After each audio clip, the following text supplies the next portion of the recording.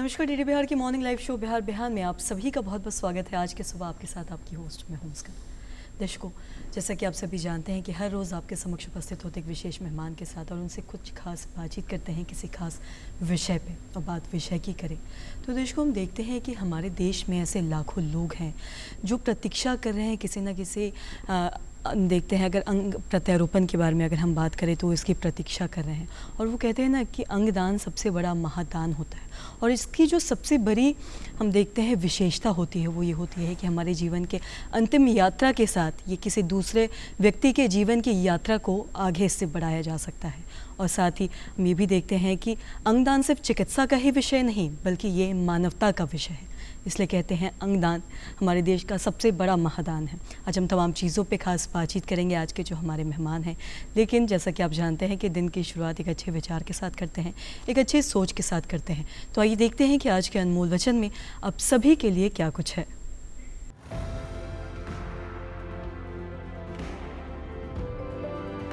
मेरा मन मेरा मंदिर है। मैं किसी को भी अपने गंदे पांव के साथ मेरे मन में नहीं गुजरने दूंगा। महात्मा गांधी।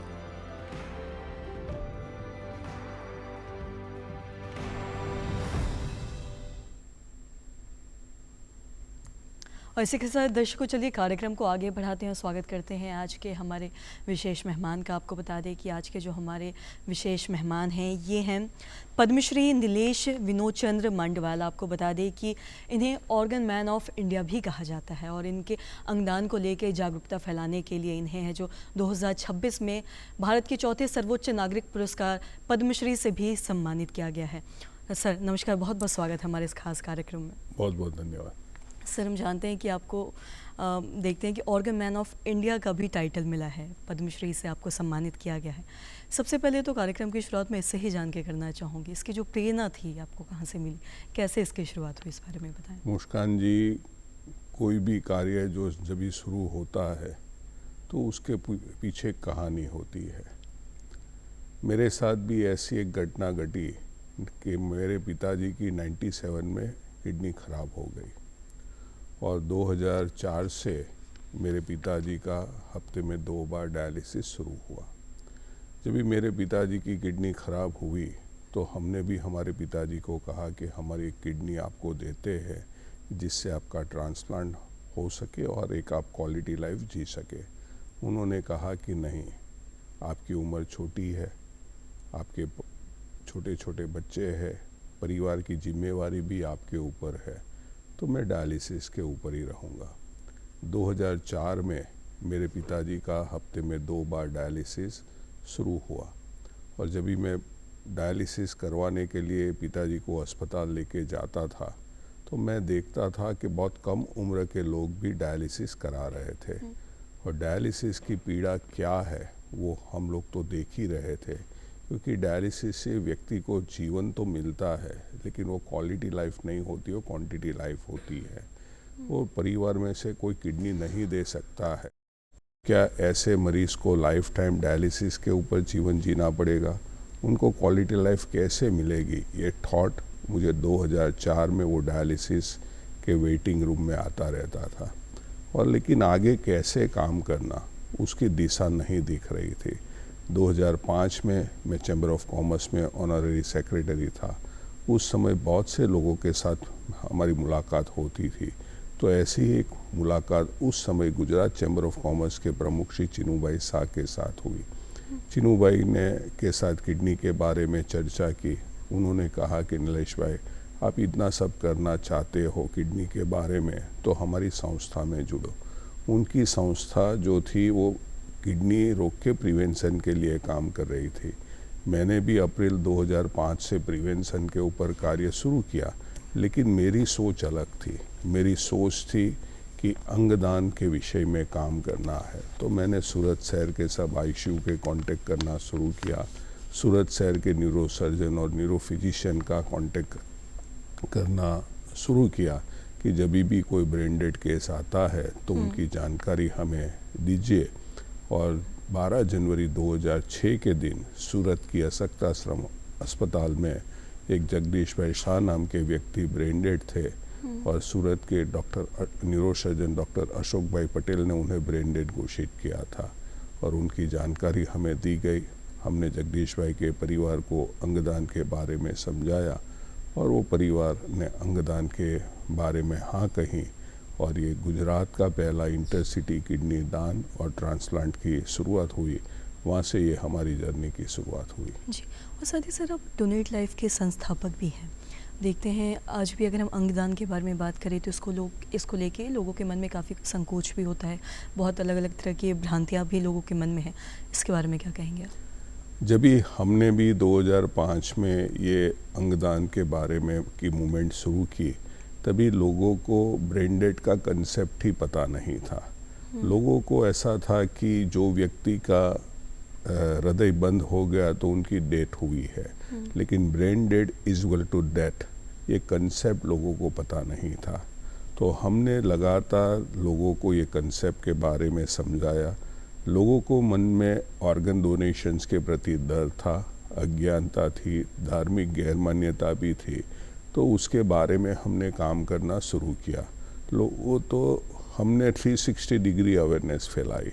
हमने स्कूलों में, कॉलेजों में, यूनिवर्सिटी में जाके अंगदान के बारे में लोगों को, स्टूडेंट्स को समझाया। हमने सामाजिक जो कार्यक्रम होते वहाँ जाके लोगों को अंगदान के बारे में बातचीत की। वोकाथॉन के माध्यम से लोगों को जागरूक किया और उत्सव को भी ये अंगदान के जो मैसेज फैलाने का एक माध्यम बनाया, जो उसमें पतंग उत्सव है, गणेश उत्सव है, उनके माध्यम से भी लोगों को अंगदान के बारे में समझाया। जो आपने बात कही, जो लोगों की भ्रांति आ गई, तो लोगों के मन में एक डर था कि आज अंगदान करेंगे तो शरीर खराब हो जाएगा, डिसेप हो जाएगा, जो हमें धार्मिक क्रिया में बाधा उत्पन्न होगी। तो हमने लोगों को बताया कि ऐसा बिल्कुल नहीं होता है। जैसे दूसरी सर्जरी में स्टिचेस लेते हैं, ऐसे ही ये ऑर्गन प्रोक्योर करके स्टिचेस लेके परिवार को मान सम्मान के साथ उनके पार्थिव देह को सुपुर्द किया जाता है। लोगों के मन में डर था कि हम आँखों का दान करेंगे तो हमें स्वर्ग का रास्ता नहीं मिलेगा। तभी हमने लोगों को समझाया कि आत्मा अजर और अमर है। जब भी व्यक्ति की मृत्यु होती है तो आत्मा पहले चली जाती है और हम जो उनके पार्थिव देह का दफनाते हैं या अग्नि संस्कार करते, वो तो एक खोखा ही होता है। लोगों के मन में ऐसा डर था, ऐसी गैर भ्रांतियाँ थी कि हम जो शरीर लेके आए हैं वो ही शरीर लेके जाएंगे तो ही मोक्ष मिलेगा। तभी हमने लोगों को पूछा कि हमारे समाज में बहुत सी माताएं हैं, बहुत सी बहनों हैं, उनको यूट्रस की तकलीफ़ होती है, ब्रेस्ट कैंसर की तकलीफ़ होती है, उनका यूट्रस निकाल दिया जाता है, उनका एक ब्रेस्ट निकाल दिया जाता है, शरीर का एक अंग कम हो ही गया, शरीर खंडित हो ही गया, तो क्या ऐसी माता बहनों को मोक्ष नहीं मिलता है क्या? हमने लोगों को पूछा कि हमारे समाज में कितने भाइयों हैं कि जिसको गोल ब्लैडर की तकलीफ़ होती है, उनका गोल ब्लैडर निकाल दिया जाता है, शरीर का एक अंग कम हो ही गया, तो क्या ऐसे भाइयों को मोक्ष नहीं मिलता है क्या? हमने लोगों को पूछा कि हमारे देश में जो भी किडनी के ट्रांसप्लांट होते हैं वो ज़्यादातर लाइव ट्रांसप्लांट होते हैं, यानी कि परिवार में से ही किडनी का दान होता है। 2 किडनी में से किडनी कम हो गई, एक अंग कम हो गया, शरीर खंडित हो ही गया, तो क्या ऐसे लोगों को मोक्ष नहीं मिलता है क्या? लोग समझने लगे कि बात तो सही है। फिर लोगों ने हमें कहा कि धर्म कहता है कि अंगदान नहीं करना चाहिए, तो हमने लोगों को कहा कि पृथ्वी पे सबसे पहला ट्रांसप्लांट ही भगवान गणेश जी का हुआ था।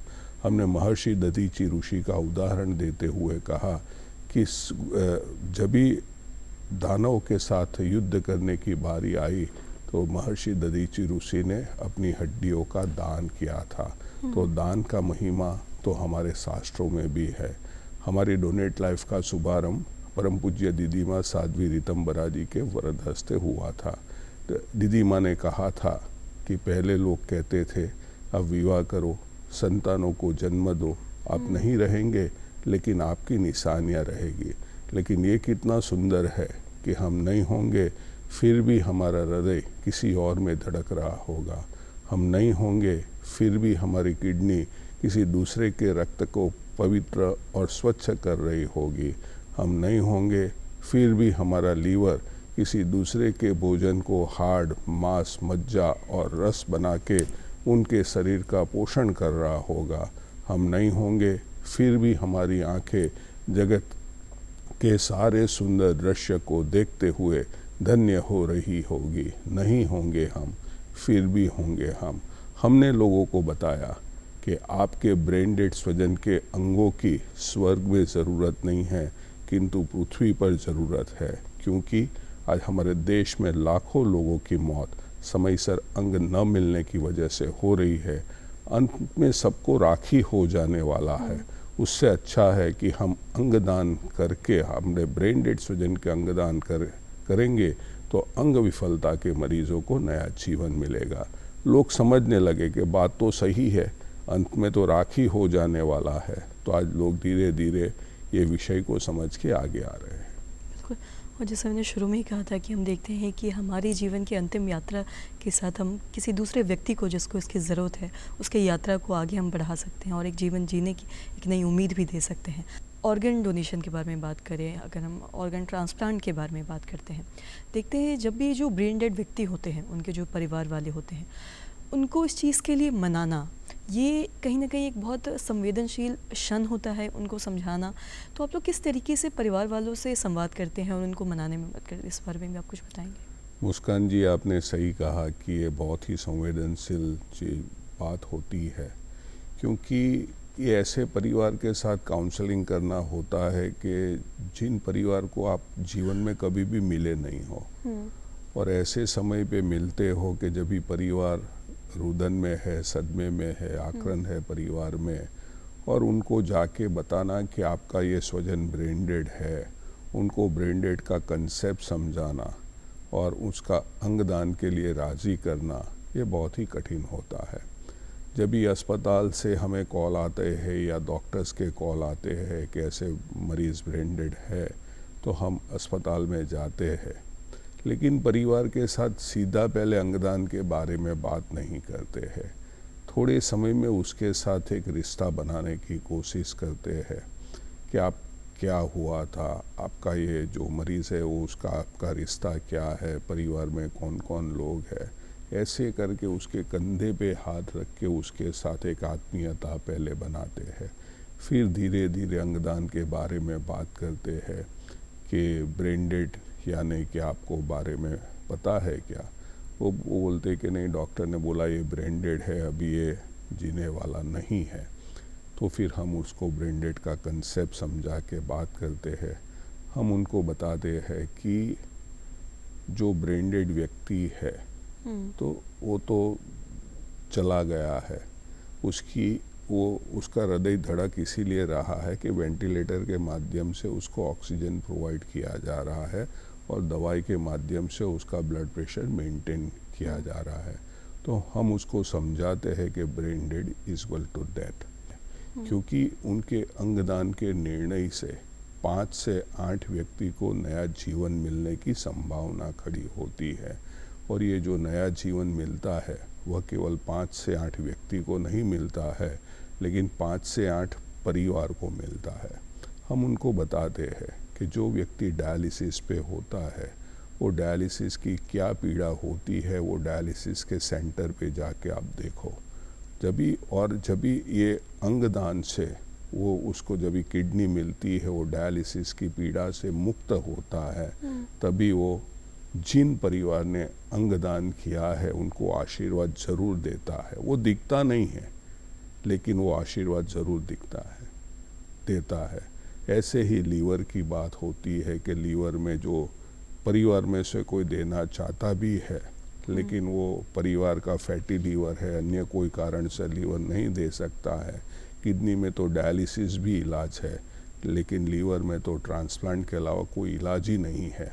और जब भी उनको लीवर मिलता है तभी उनके परिवार के चेहरे पे कितनी खुशहाली आती है। तो ये सब छुपा आशीर्वाद है। हृदय की बात करते हैं कि आज जीते जी तो कोई भी व्यक्ति हृदय का दान नहीं कर सकता है। कोई व्यक्ति का हृदय का पंपिंग 5% है, 10% है, 5 स्टेप चलता है तो उनकी सांसें फूल जाती है, खाने पीने पे रिस्ट्रिक्शन है, और उनको हृदय के माध्यम से डोनेशन से उसका हृदय का ट्रांसप्लांट होता है तो उनके परिवार के ऊपर खुशहाली आती है। फेफड़े के बारे में बात करते हैं, हाथ के डोनेशंस के बारे में बात करते हैं। क्या जो व्यक्ति का अकस्मात के कारण दोनों हाथ कट जाते हैं उसका जीवन क्या होता है? वो स्वावलंबी जीवन के जीने के बजाय वो परावलंबी जीवन उनको जीना पड़ता है। और यदि उनको हाथ का डोनेशन से उसका ट्रांसप्लांट होता है तो उनकी पूरी लाइफ बदल जाती है। वो अपने आप वापस जी सकता है, अपनी क्वालिटी लाइफ जी सकता है। हम लोगों को बताते हैं कि आपके जो स्वजन थे उनको कुछ सर्जरी हुई, सर्जरी में आपने खून की ज़रूरत पड़ी थी, तो आप खून कहाँ से लाए? तो बोला ब्लड बैंक से लाए। किसने डोनेट किया? तो आपने तो बोला नहीं, किसी ने डोनेट किया। तो आज खून ब्लड बैंक है तो वहाँ से खून मिलता है। ये ऑर्गन की कोई बैंक नहीं है, ये तो ऐसे ही दिया जाता है। तो फिर लोग समझते हैं कि बात तो सही है। दूसरा हम पूछते हैं कि आपने व्यक्ति को अमर होते हुए किसी ने देखा नहीं है, लेकिन जो व्यक्ति अंगदान करता है वो वास्तव में अमर हो जाता है, क्योंकि उनके मरने के बाद भी वो जिंदा रहता है। हम लोगों को पूछते हैं कि हमारे परिवार में कोई सदस्य की मृत्यु होती है, उनके शरीर के ऊपर जो ऑर्नामेंट्स होते हैं वह हम निकाल लेते हैं। क्यों निकाल लेते हैं? तो बोला कीमती है, हमारे परिवार के अन्य सदस्यों को काम में लगेंगे। हम उनको बताते हैं कि ये ऑर्गन्स उससे भी ज़्यादा कीमती है। ये ऑर्गन्स कोई फैक्ट्री में बनते नहीं है, इसीलिए उसे जलाए या दफनाए के बजाय हम अंगदान करें तो देश में जो हर साल लाखों लोगों की मौत समयसर अंग न मिलने की वजह से हो रही है, उनको नया जीवन मिलेगा। उनको बताते हैं कि आपके ब्रेन डेड स्वजन के अंगों की स्वर्ग में ज़रूरत नहीं है, किंतु पृथ्वी पर है। तो धीरे धीरे धीरे जो भी बातें आती है लोग समझते हैं कि हाँ, अंत्य तो राखी हो जाने वाला है, उससे अच्छा है कि हम अंगदान करें। और अंगदान की प्रक्रिया के बारे में अगर हम बात करते हैं तो हम देखते हैं अस्पताल हो गए, डॉक्टर्स, परिवार, ट्रांसप्लांट संस्था हो गई, पुलिस वाले, बहुत सारे पक्षों का इसमें जुड़ाव होता है। मैं आपसे जानना चाहूँगी डोनेट लाइफ इसमें किस तरीके समन्वय है जो स्थापित करती है, इस बारे में भी आप थोड़ा बताएं। जब भी परिवार से अंगदान की कंसेंट मिलती है तभी हम पहले सोटो को इन्फॉर्म करते हैं। सोटो यानी state organ and tissue transplant organisations, और जो मरीज़ के जो भी रिपोर्ट्स है वो सब उनको भेज देते हैं। अपनी टेस्ट का जो भी डॉक्यूमेंट्स है वो सब भेज देते हैं। फिर सोटो एलोकेशंस की प्रक्रिया को आगे बढ़ाती है। किडनी, लीवर, हृदय, फेफड़े, जो ऑर्गन्स की रिक्वायरमेंट स्टेट में होती है वो स्टेट के अस्पताल को अलॉट किया जाता है। स्टेट में नहीं होती है तो फिर रीजन में जाती है, रीजन में नहीं होती है तो फिर नेशनल में जाती है, और नेशनल में नहीं होती है तो इंटरनेशनल मरीज़ को अलॉट किया जाता है। एक बार ये एलोकेशंस की प्रक्रिया पूर्ण होने के बाद में जो भी अस्पताल को अलॉट किया गया है वो अस्पताल हमारे साथ कांटेक्ट में आते हैं और उनके बाद में रिट्राइवल टाइम फिक्स किया जाता है। तो अलग अलग शहरों से आते हैं, कोई अहमदाबाद से आता है, कोई मुंबई से है, कोई बेंगलोर से है, कोई चेन्नई से है। तो अलग अलग टीमों के साथ फिर कोऑर्डिनेशन शुरू होता है रिट्राइवल टाइम के हिसाब से। और लॉजिस्टिक क्या बनता है, क्योंकि जब भी ऑर्गन्स का डोनेशंस होगा, मल्टीपल ऑर्गन्स के डोनेशंस होंगे तो सबसे पहला हैंड्स लेके टीम जाएगी, ट्रांसप्लांट की टीम जाएगी, फिर हृदय की टीम जाएगी, उसके बाद में लंग्स की टीम जाएगी, उसके बाद में लीवर और किडनी की टीम जाएगी। तो अलग अलग टीम होती है। तो एक बार ये सब रिट्राइवल टाइम का फिक्स हो जाता है, उसके साथ में पुलिस डिपार्टमेंट के साथ कोऑर्डिनेशंस किया जाता है ग्रीन कॉरिडोर के लिए, क्योंकि ऑर्गन डोनेशंस अंदर जो टाइम का बहुत मायने रखता है। तो पुलिस डिपार्टमेंट के द्वारा ग्रीन कॉरिडोर प्रोवाइड किया जाता है। अलग अलग ऑर्गन्स के लिए अलग अलग ग्रीन कॉरिडोर का टाइम दिया जाता है, और उनके साथ में एयरपोर्ट अथॉरिटी के साथ में भी कोऑर्डिनेशंस किया जाता है। तो एक शहर से ऑर्गन का डोनेशंस होता है, अलग अलग राज्य और शहर में ऑर्गन्स आता है, तो सबके जो स्टेक होल्डर्स है उनके साथ पूरा कोऑर्डिनेशंस करके कम से कम समय में ऑर्गन एक जगह से दूसरी जगह पहुंच जाए, ऐसी व्यवस्था की जाती है। जी, और साथ ही हम देख रहे हैं वर्षों से अंगदान, अब लोग इसके बारे में थोड़े अवगत हो रहे हैं, लोग जान रहे हैं, लेकिन कहीं ना कहीं आज हम देख रहे हैं ये एक चिकित्सा का ही विषय नहीं बल्कि एक ये सामाजिक आंदोलन भी है। तो लोगों में किस तरीके से इसको लेके, अंगदान को लेके एक बदलाव देखा जा रहा है, इस बारे में भी आप कुछ बताना चाहेंगे? बदलाव बहुत ही देखने को मिल रहा है। मैं जब ये बात आपको किया कि मैंने 2005 में ये शुरुआत की थी, उस समय देश में अंगदान के बारे में कोई चर्चा ही नहीं थी। किसी को अंगदान के बारे में बोले, मैं आपको बात करूं तो 2005 में जब भी हमने अंगदान के बारे में काम करना शुरू किया और 2013 तक ऐसी हालत थी कि जब भी हम लोग अंगदान के बारे में अस्पताल में जाते थे, लोगों को समझाते थे, तभी लोग गालियां भी देते थे, मारने के लिए भी दौड़ते थे, जल्लाद भी कहते थे। लेकिन आज परिस्थिति बदल गई। आज लोग आशीर्वाद दे रहे हैं।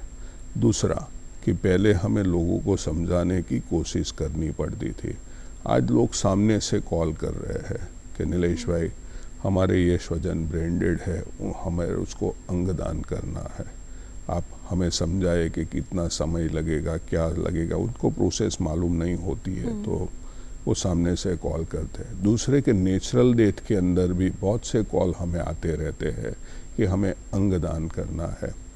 उसके लिए मैं बात करूंगा जो भारत सरकार ने, खास करके हमारे देश के यशस्वी वड़ा प्रधान माननीय श्री नरेंद्र भाई मोदी जी ने, मैं मानता हूं कि देश के पहले ऐसे वड़ा प्रधान है कि जिन्होंने सार्वजनिक मंच से अंगदान के बारे में बात की। 2015 में, अक्टूबर 2015 में पहली बार उन्होंने मन की बात कार्यक्रम में अंगदान के बारे में देशवासियों को बातचीत कही और आज तक करीबन 4 से 5 बार वो लोग माननीय श्री नरेंद्र भाई ने अंगदान के बारे में देशवासियों को संबोधित किया है।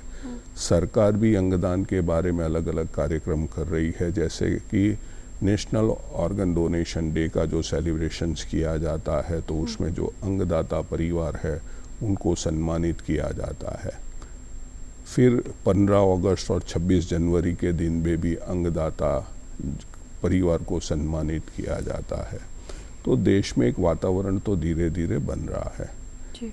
लेकिन अभी बहुत काम करना बाकी है, क्योंकि आज की तारीख में भी हमारे देश में कितने ऐसे प्रांत हैं कि जिसमें आज की तारीख में भी अंगदान के बारे में लोगों को में जागरूकता नहीं है। आज हम बिहार में बैठे हैं, हम बिहार की ही बात करें तो बिहार में अंगदान है ही नहीं। लेकिन मैं आपको बताना चाहूँगा कि हमने 2017 में, सितंबर 2017 में सूरत से एक 14 महीने का बच्चे का अंगदान करवाया था। वो जो परिवार है वो बिहार का ही है, वो सूरत में मजदूरी काम करता है। तो मेरा यही है कि जो सूरत से हम लोग अलग अलग राज्यों के अंगदान के जो रहते लोगों के अंगदान करवा सकते हैं, तो वो राज्य में क्यों नहीं होता है? उसकी वजह यही है कि लोगों में अंगदान के प्रति जागरूकता नहीं है, एक समझ नहीं है। हमें लोगों को विश्वास दिलाना है कि अंगदान महादान है। अगर हम प्रत्यारोपण के बारे में हम लोग बात कर रहे थे, इसके प्रक्रिया के बारे में, तमाम चीज़ों के बारे में हमने बात किया है। ऐसे बहुत से परिवार हैं आज भी हम देख रहे हैं जिनके घर में अंग प्रत्यारोपण किया गया होगा। कोई ऐसा कोई क्षण या कोई आप ऐसी स्टोरी हमें, हमारे दर्शकों को साझा करना चाहें, ट्रांसप्लांट के बाद क्या वो कहना चाह रहे होंगे या फिर कैसी खुशी थी उनके मन में, इस बारे में भी आप कुछ बताना चाहेंगे? मुस्कान जी, किस्से तो बहुत है, एक एक के किस्से कहने को जो है तो समय भी कम पड़ जाएगा, लेकिन मैं 2-3 बात कहूँगा। एक 26 साल का लड़का था, 2018 की बात है, और जब भी वो हमारे पास आया था, फिर वो उसका नाम ट्रांसप्लांट के लिए रजिस्टर्ड किया गया और वो उसका हृदय का पंपिंग केवल 2% ही था। लेकिन उनके बाद में उसको आर्टिफिशियल हार्ट पे रखा गया। 48 डेज तक वो आर्टिफिशियल हार्ट के ऊपर रहा और एक दिन सूरत से ही 2018 में उसको हार्ट जो हमने डोनेट करवाया 21 साल की लड़की का, और वो उनका हृदय का ट्रांसप्लांट वो लड़के में मुंबई में हुआ। आज ट्रांसप्लांट के करीबन 7 साल कंप्लीट हो गए हैं। उसके हृदय के ट्रांसप्लांट के बाद उन्होंने शादी की और उनके परिवार में 2 बच्चे हैं। तो ट्रांसप्लांट के बाद व्यक्ति की जीवन में कैसा बदलाव आता है, ये सबसे बड़ा एक एग्जाम्पल है। वही हिसाब से एक 2017 में हमने एक 14 महीने का बच्चे का अंगदान करवाया था। उसमें उसका हृदय का भी दान किया गया था और उनका हृदय का ट्रांसप्लांट मुंबई में एक 3.5 साल की बच्ची में हुआ था 2017 में, सितंबर 2017 में। आज करीबन 9 साल कंप्लीट होने को आए हैं और वो बच्ची आज नॉर्मल लाइफ जी रही है, स्कूल जा रही है, डांस कर रही है, एक आम बच्ची की तरह वो हर एक एक्टिविटी कर रही है। ऐसा ही 2019 में एक लड़के का, पुणे का रहने वाला है, उसका दोनों हाथ और दोनों पैर अकस्मात की वजह से काटने पड़े थे। अभी आप सोचो कि जिस व्यक्ति के दोनों हाथ और दोनों पैर नहीं है, ऐसे व्यक्ति का जीवन कैसे होगा। और 2021 में हमने सूरत से एक 14 साल के बच्चे का दूसरे अंगों के साथ हैंड का भी डोनेशंस करवाया था और उनका ट्रांसप्लांट वो लड़के में हुआ। आज ट्रांसप्लांट को 5 वर्ष पूर्ण होने को आए हैं हैंड ट्रांसप्लांट को। वो लड़का आज 3 व्हीलर व्हीकल चलाता है, स्विमिंग करता है, इवन शीर्षासन करता है। ऐसे तो बहुत से केसेस है, लेकिन आज ट्रांसप्लांट के बाद में इनके परिवार और उनके चेहरे पे जो खुशहाली आती है वो शब्दों में बयां नहीं की जा सकती, वो सिर्फ महसूस ही की जा सकती है। बिल्कुल। साथ ही अगर हम गुजरात और विशेषकर अगर हम सूरत के बारे में बात करें तो अंगदान को लेकर आज ये पूरे देश भर में ये जाना जाता है, आप ऑर्गन मैन ऑफ इंडिया भी कहे जाते हैं। दूसरे अगर हम शहरों के बारे में बात करें, दूसरे स्टेट्स के बारे में बात करें, तो ऐसे में वो किस तरीके से इस चीज़ को अपना सकते हैं और इससे लोगों को भी मदद मिल सकती है, ऐसा कुछ आप बताना चाहेंगे सूरत मॉडल के बारे में अगर हम बात करें? हमने जो मॉडल बनाया, ये मॉडल ऐसा मॉडल था कि जो डोनर को सम्मान दे सके। हमारा मॉडल केवल डोनर के मध्यम ही हमने रखा। जैसे परिवार अंगदान के बारे में हाँ कहता है, फिर उनका ऑर्गन प्रोक्योरमेंट की प्रक्रिया शुरू होती है, उससे पहले हम लोग एक प्रेयर करवाते हैं आईसीयू के अंदर। उनके बाद में जब भी वो जो ब्रेन डेड व्यक्ति को आईसीयू से ओटी में शिफ्ट करते हैं, उससे पहले हम लोग उसको एक सलामी दी जाती है। और हम लोग सलामी क्यों दी जाती है वो हम समझाते हैं कि जैसे सरहद पर जवान अपनी देश की सुरक्षा के लिए लड़ते लड़ते शहीद हो जाता है और हम सलामी देते हैं, क्योंकि उन्होंने अपनी जान गंवाई लेकिन हमारे देश के दूसरे नागरिकों की जान बचाई। ऐसे ही आपका स्वजन ब्रेन डेड हुआ, आपने अंगदान का निर्णय किया, वो निर्णय की वजह से 5 से 8 व्यक्ति को नया जीवन मिलने की संभावना खड़ी हुई। लेकिन ये नया जीवन केवल 5 से 8 व्यक्ति को नहीं मिलता है, 5 से 8 परिवार को मिलता है। ये समझा कि वो भाव के साथ उसको सलामी दी जाती है। उसमें डॉक्टर्स होते हैं, परिवार होते हैं, हमारे डोनेट लाइफ के वॉलंटियर्स होते हैं। तभी परिवार रोता है कि किस लेवल से, किस भाव से ये कार्य चल रहा है। दूसरा, हमने जो डोनर है, कई डोनर बहुत सामान्य परिवार से भी होते हैं, उनके बच्चों की, परिवार की शिक्षा की जिम्मेवारी भी हमारी संस्था डोनेट लाइफ ने ले ली। कई बच्चे ऐसे हैं कि जो नर्सरी में पढ़ रहे थे, अभी आज 12th में आ गए, कोई नर्सिंग में पढ़ रहे, कोई इंजीनियरिंग का अभ्यास कर रहे हैं। उनके साथ में हमने हमारी ऑफिस पे एक डोनर वॉल बनाया, जिसमें 2006 से अभी तक जितने भी अंगदान जिन जिन लोगों के हुए हैं उसका नाम है, डेट है और उसके ऊपर स्टार लगा हुआ है। तो उसको ग्रेटिट्यूड देने के लिए एक डोनर वॉल बनाई। तो परिवार आके रोता है कि हमने तो अंगदान कर दिया लेकिन आपने उसको अमर कर दिया। ये छोटी छोटी बातों से हम आगे बढ़े तो बहुत बड़ा बदलाव आएगा। दूसरा कि हम जब भी परिवार की प्रार्थना सभा होती है, वो परिवार की प्रार्थना सभा में जाते हैं, उसको प्रशस्ति पत्र देते हैं और ख़ास उसको अमर बनाने के लिए हमारे गवर्नमेंट ऑफ इंडिया की पोस्ट विभाग की माई स्टैम्प योजना है। जैसे गांधी जी की फ़ोटो वाली स्टैम्प आती है, ऐसे ही जो डोनर है उसकी फ़ोटो वाली फ्रेम का एक पूरा फ्रेमिंग करके उसको देते हैं। तो लगता है कि आदमी अमर हो गया, वास्तव में अमर हो गया। और जो परिवार ने अंगदान किया है वो हमारे डोनेट लाइफ का परिवार है। ऐसा नहीं है कि अंगदान कर दिया बात ख़त्म हो गई। वो हमारा डोनेट लाइफ का परिवार है। उसके साथ आज की तारीख में भी हम लोग और साल में एक बार हर एक परिवार को आमंत्रित करते हैं। हमारा काइट फेस्टिवल होता है, उसमें भी हर एक परिवार को आमंत्रित करते हैं।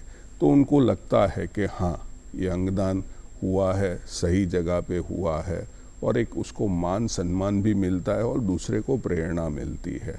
तो उसी हिसाब से उसको चलता है और दूसरा के सोशल मीडिया के माध्यम से उसको पूरा सम्मान दिया जाता है। उसके जो वीडियोस है, रील्स है, वो हर एक हमारे सोशल मीडिया के प्लेटफॉर्म पे रखे जाते हैं। पूरे देश से लोग उसको देखते हैं, पूरे देश से लोग उसको वाह करते हैं कि नहीं, ये बहुत ही अच्छा काम किया। तो उसको अमर बनाने का काम भी हम लोग इसी हिसाब से करते हैं। जी, और साथ ही इसकी प्रक्रिया के बारे में बात करें, कोई आपसे जुड़ना चाहता है या फिर आने वाले समय में कोई चाहता है कि उनके परिवार में भी ऐसे अंग प्रत्यारोपण किया जाए या फिर डोनेट करे वो अपना अंग, किस तरीके से आपसे जुड़ सकते हैं, इस बारे में थोड़ा बताएं। कोई भी देश का कोई भी व्यक्ति अंगदान का संकल्प करना चाहता है जो 18 साल की उम्र ऊपर से उम्र का है, वो भारत सरकार की नोटों की वेबसाइट पे जाके अंगदान का संकल्प ले सकता है। भारत सरकार ने जो है आधार लिंक ये रजिस्ट्रेशन की प्रक्रिया शुरू की है। आधार के साथ ये लिंकअप है। आप आधार नंबर डालोगे, आपके ऊपर एक OTP आएगा और पूरा फॉर्म ओपन होके धीरे धीरे आप भरते जाओगे, तुरंत आपका संकल्प हो जाएगा। लेकिन मैं ये कहना चाहूँगा कि अंगदान संकल्प लेने से पहले आपके परिवार के सदस्यों के साथ भी इसका डिस्कशन कर देना चाहिए। और अंगदान का संकल्प कंप्लीट होता है तो आपके मोबाइल के ऊपर ही भारत सरकार का जो स्वास्थ्य मंत्रालय का ऑर्गन डोनेशन प्लेस का सर्टिफिकेट भी आ जाएगा, वो आप डाउनलोड कर सकते हो। दूसरा, आपने बताया कि प्रत्यारोपण किसी को करवाना है तो उसके लिए क्या प्रक्रिया है। कोई भी व्यक्ति कोई भी ऑर्गन उसका खराब है तो जो भी अस्पताल में, देश के कोई भी अस्पताल में ट्रांसप्लांट करवाना चाहता है, वहाँ अस्पताल में जाके उनका नाम रजिस्ट्रेशन की प्रोसेस करनी होती है। नाम रजिस्ट्रेशन की प्रोसेस ऐसे नहीं होती है, वो पूरा जो भी डॉक्टर्स है तो उसको इवेल्यूट करते हैं, अलग अलग टेस्ट निकाल के जो भी उसको मार्गदर्शन देते हैं। एक बार पूरा टेस्ट कंप्लीट हो जाता है, उसके बाद में वो अस्पताल उनका नाम जो भी सोटो, रोटो, नोटो है उनमें रजिस्टर्ड करवाता है। किसी को भी कांटेक्ट करने की भी ज़रूरत नहीं है। ये ऑर्गन एलोकेशंस की प्रक्रिया किसी की भी सामाजिक और आर्थिक परिस्थिति देख के ऑर्गन का एलोकेशंस नहीं होता है। ऑर्गन्स का एलोकेशंस केवल सोटो, रोटो और नोटो के माध्यम से ही होता है। जी।